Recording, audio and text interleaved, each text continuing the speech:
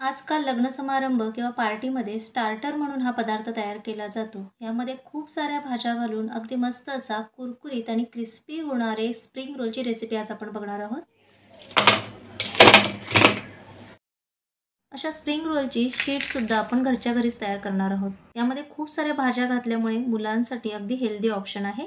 मुलांची नेहमी किरकिर असते, ही भाजी नको, ती भाजी नको. पण आज आपण सगळ्या भाज्या एकत्र करून मस्त अशी चटपटीत भाजी बनवणार आहोत आणि त्यापासून हे क्रिस्पी रोल तयार करणार आहोत. तर सुट्टीमध्ये मुलांसाठी हा पदार्थ तुम्ही नक्की करू शकता. त्यासाठी गाजर, बीट, कोबी आणि शिमला मिरची घेतलेली आहे. भाज्यांचं प्रमाण तुम्ही तुमच्या आवडीनुसार कमी जास्त करू शकता. यामध्ये 1 चमचा मीठ घालून घ्यायचं आणि ह्या सगळ्या भाज्या व्यवस्थित मिक्स करून घ्यायच्या. यावरती झाकण ठेवायचं आणि 15 मिनिटं आपण ह्याला असंच ठेवायचं आहे. तोपर्यंत आपण पीठ मळायला घेऊया. स्प्रिंग रोल तयार करण्यासाठी आपण शीट तयार करतोय. त्यासाठी 2 कप एवढा मैदा चाळून घ्यायचा आहे. मैदा नेहमी चाळून घ्यायचा म्हणजे त्यामध्ये गुठळ्या असतील तर त्या निघून जातील. यामध्ये चवीप्रमाणे मीठ घालून घ्यायचं आणि हे सगळं व्यवस्थित मिक्स करून त्यामध्ये थोडं थोडं पाणी घालायचं आणि आपल्याला ह्याचा एक मस्त असा गोळा तयार करून घ्यायचा आहे. गव्हाचं पीठ मळतो अगदी त्या पद्धतीनं आपण ह्याचा गोळा मळून घ्यायचा आहे. खूप जास्त घट्टही नाही आणि खूप जास्त पातळही नाही. इथं आपला व्यवस्थित असा गोळा तयार करून झालेला आहे. पीठ कोरडं होऊ नये यासाठी कपड्याने झाकून घ्यायचं. आता आपण हे साईडला ठेवून देऊया. तोपर्यंत आपण ज्या मीठ लावून ठेवलेल्या भाज्या होत्या त्या बघूया. भाजीमधून खूप सारं पाणी रिलीज झालेलं आहे. आता आपण हे सगळं पिळून घ्यायचं आहे. छान असं पिळून घेतल्यानंतर भाजीतील एक्स्ट्राचं पाणी सगळं निघून जातं आणि भाज्या अगदी मस्त अशा कोरड्या तयार होतात.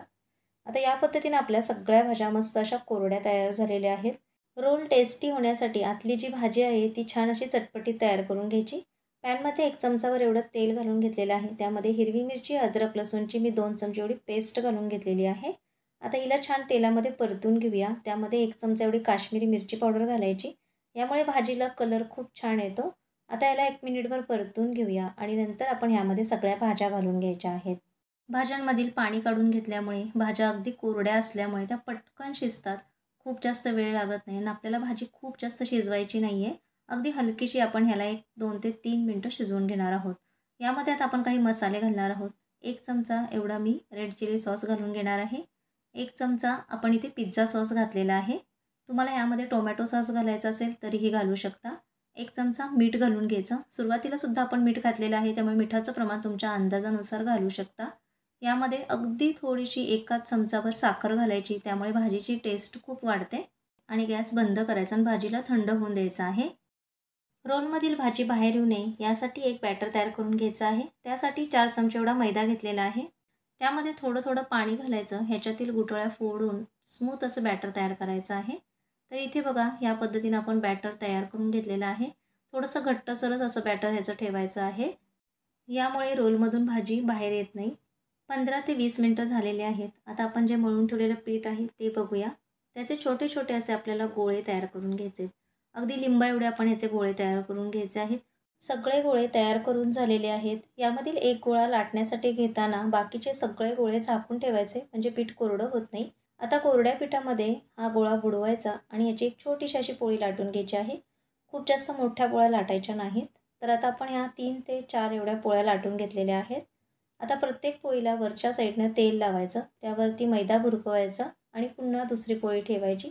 या पद्धतीनं 3 किंवा 4 पोळ्या तुम्ही एकावरती एक ठेवून लाटू शकता. पोळ्यांच्या मधोमध पीठ आणि तेल लावल्यामुळे पोळ्यांचे पदर व्यवस्थित असे वेगळे होतात. आता ही पोळी आपण लाटून घेऊया. लाटताना हलक्या हाताने पोळी लाटून घ्यायची. म्हणजे खूप जास्त जर दाबून ही पोळी लाटली तर ह्याच्यातील पदर वेगळे होत नाहीत. त्यामुळे हलक्या हाताने पोळी लाटून घ्या. गॅसवरती पॅन गरम करायला ठेवलेला होता. तवा गरम झाला की गॅसची फ्लेम मीडियम करायची आणि त्यावरती ही पोळी घालून घ्यायची. पोळी माझ्याकडून थोडीशी मोठी झालेली आहे. तुम्ही ह्यापेक्षा थोडी छोटी पोळी लाटा. आता आपण ही जी पोळी आहे ती एक साईडनं हलकीशी शेकून घ्यायची आहे आणि लगेचच आपण हिला पलटी करून घ्यायचं आहे. खूप जास्तसुद्धा ह्या पोळीला शेकायचं नाही आहे. आपल्याला फक्त हलकीशी हिला गरम करून घ्यायची आहे. दोन्ही साईडनं आपण ह्याला हलकंसं गरम करून घेतलं की लगेचच आपण ह्याला पोलपाटावरती काढून घेऊया आणि गरम असतानाच ह्याचे पदर काढून घ्यायचे. पोळीच्या मधोमध तेल आणि पीठ लावल्यामुळे पोळीचे पदर अगदी व्यवस्थित असे निघतात. खूप जास्त त्रास होत नाही. आता सगळे पदर आपण वेगळे करून घेतलेले आहेत. आता हे पदर आपण एकावरती एक ठेवून घ्यायचे आणि आता आपण ह्याला कटिंग करून घेणार आहोत. कटिंग करत असताना कडेच्या साईडने ह्याला सुरुवातीला कटिंग करून घ्यायचं. या पद्धतीने मध्ये चौकोनी शेप येईल या पद्धतीने आपण याला कटिंग करून घेतलेलं आहे. आता ह्याला आपण आयताकृती असे कटिंग करून घेऊया. तर याच्या मधोमध कट करून आपण आयताकृती अशा ह्याच्या पट्ट्या तयार करून घेतलेल्या आहेत. आपली इथे रोलपट्टी तयार झालेली आहे. अगदी 8 दिवस तुम्ही फ्रीझरमध्ये प्लॅस्टिकच्या पिशवीमध्ये स्टोअर करून ठेवू शकता. तयार केलेल्या पट्टीच्या एका साईडला भाजी ठेवून त्याला व्यवस्थित असं बॅटर लावून घ्यायचं आणि ह्या पद्धतीनं मी दाखवते त्या पद्धतीनं रोल तयार करून घ्यायचे. रोल सुटू नये यासाठी आपण हे बॅटर लावून घेत आहोत. हे बॅटर व्यवस्थित असं चारही साईडला लावून घ्यायचं आणि मग ह्याचा रोल तयार करून घ्यायचा. पट्टी कुठे सुटत असेल तर त्याला बॅटर लावून पुन्हा एकदा सील करून घ्यायचं म्हणजे भाजी आपली तेलामध्ये उतरत नाही. आता या पद्धतीने आपण सगळे रोल तयार करून घेतलेले आहेत. पाहुणे येणार असतील तर 4-5 तास अगोदर आपण हे सगळे रोल तयार करून फ्रीजमध्ये ठेवू शकतो आणि आयत्या वेळेस तळू शकतो. तर हे रोल आपण आता मीडियम फ्लेमवरती तळून घ्यायचे आहेत. छान गोल्डन कलर येईपर्यंत याला तळून घ्यायचे. मस्त असे आपले इथे क्रिस्पी रोल अगदी घरच्या घरी तयार होतात.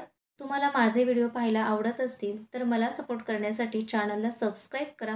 बाजूचं बेल बटन नक्की दाबा म्हणजे माझ्या येणाऱ्या सगळ्या नवनवीन रेसिपी तुम्हाला लगेचच पाहायला भेटतील.